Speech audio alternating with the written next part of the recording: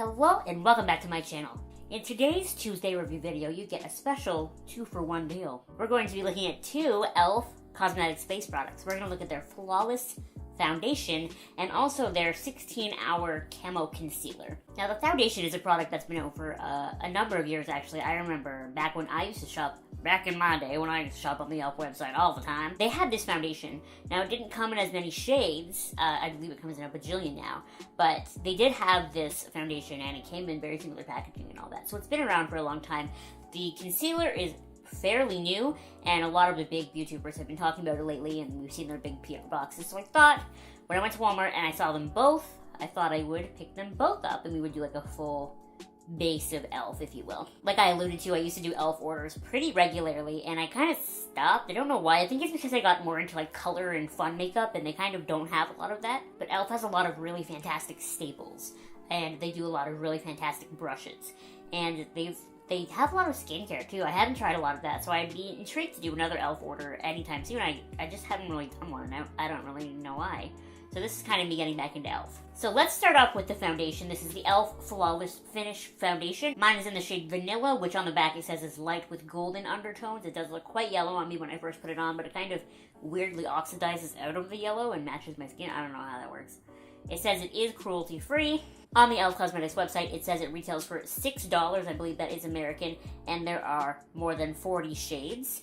Details. Flawless Finish Foundation is our best-selling liquid foundation. The lightweight, oil-free formula blends naturally into skin for a beautiful semi-matte finish that lasts all day long. This liquid formula restores uneven skin textures and tones for visibly brighter skin. I would agree with all of that, honestly. This is a really nice foundation. I'm surprised that it took me as long to try it as it did. The shade range is pretty fantastic, especially when you consider the price of this foundation. I find it too, it applies really nicely. Like I said, it weirdly oxidizes in the sense that I feel like it goes on too dark, but then it like dries lighter, which I appreciate because I'm so pale. It applies immediately like sort of dewy looking, but then it dries down to more of a semi-matte finish like it says, and it really does have this like blurringness to my skin. If I don't use a mattifying primer on my forehead, I do get kind of oily, but I don't mind. I don't mind blotting it. I'm used to that. I would rather have to blot than it look dry, And overall, I find that this foundation, it wears really nicely. It feels really natural and light, like there's no transfer or anything, and it just feels like skin. It looks really even and nice. I found that it photographs really nice. So I've been applying my foundations lately with a brush. I have tried this with, a brush, my hands, and a sponge, and it works all the ways, but I do really like it with a brush especially, and I just apply it. I don't really use primer at all anymore, and it looks nice. I set it with powder, and then I have been using a setting spray.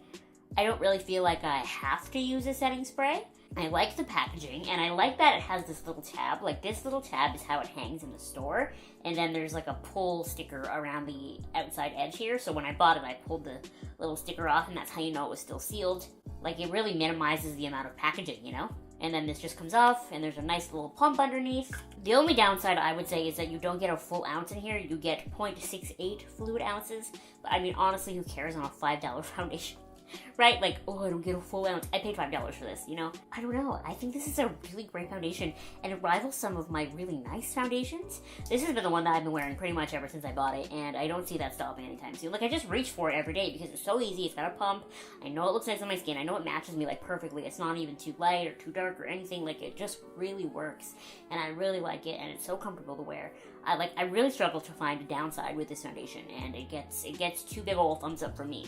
Next, if we take a look at the 16-hour camo concealer, this retails for $5, and the details say a full cover 16-hour wear concealer featuring a large doe foot applicator to conceal, correct, contour, and highlight for flawless skin. The highly pigmented formula is lightweight, dries matte, and won't settle into fine lines or creases.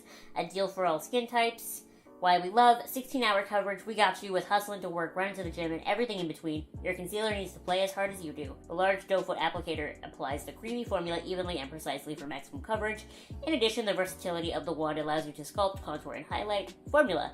The intense pigmentation is full coverage but won't settle into fine lines courtesy of its oil balance formula that leaves behind a matte finish. And then if you look at the shade range, I believe it's got I think I counted 18 shades, maybe 20 shades, which in theory is a pretty good shade range, but when I was watching YouTubers get this PR package and open it up, I found the shade range to be kind of disappointing. I mean, the first 6 or 7 shades in the shade range look almost exactly the same, and then after that it just jumps really fast between like medium to dark, and I felt like it could have gone darker and there could have been more in between.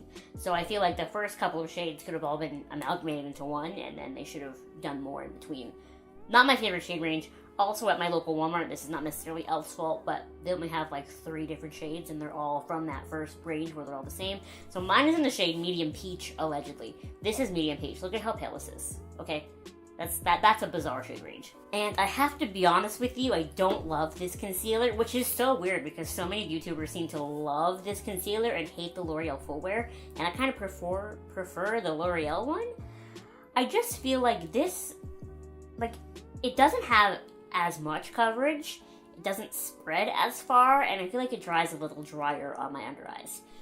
Don't get me wrong, it's still a fabulous concealer. Like, it still works really well. It, you know, like, I'm not saying the other YouTubers are lying or wrong or anything, but personally, I would rather spend a couple of dollars more and get either the Maybelline Age Rewind for a more natural dewy finish, or get the L'Oreal Full Wear for, like, hella full coverage look, you know? The first time I wore this, I tried setting it with a bunch of powder the way we usually do with concealers.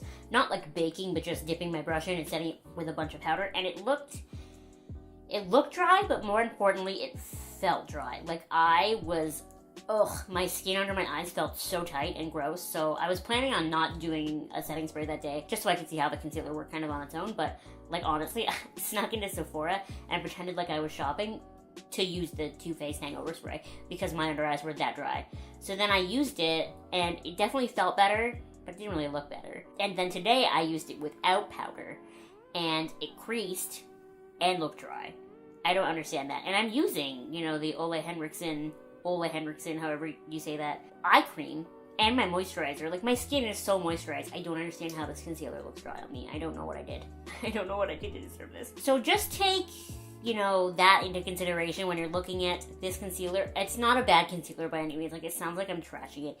It's really not. It's just not my favorite. And when I do these reviews for you, I like to think about my own makeup collection, if you will, and what am I going to reach for consistently, you know, every day after I've done the review. I buy something, I test it out, I tell you what I think, and then after I'm done with the video, am I going to keep using it? The reality of the situation is I'm probably not going to keep using this concealer, and I'm definitely going to keep using the foundation. The concealer, not going to reach for it. I'm going to either reach for the ColourPop one, or the L'Oreal one, or Maybelline Age Rewind, like I said.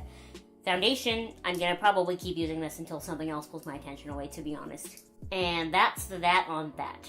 Like I said, e.l.f. is a fantastic brand. Like, to have a brand that has consistently pumped out such high quality products at such an affordable price while maintaining their cruelty-free status, like, I give my hats off and my congratulations to e.l.f. for having always been fantastic. I'm sorry that I abandoned you these last couple of years. I don't know what I'm doing. But they're very nice and I really like them. And just because I don't love this concealer doesn't mean you won't love this concealer. Like I said, tons of other people on the YouTube seem to love this concealer. I'm in the minority here. Okay? It's all just me. Something else I forgot to mention is that neither of these products seem particularly scented, so if that's something you're worried about, they seem fine to me. I'm still, like, astonished by the fact that I'm medium peach in the concealer. Like, what part of this Casper, Morticia Addams type complexion do you see and think, medium peach? And anyway, now I'm done babbling. Thank you so much for watching this video. Make sure you give it a thumbs up and you subscribe to my channel if you have not subscribed already. And I will see you next time. Bye!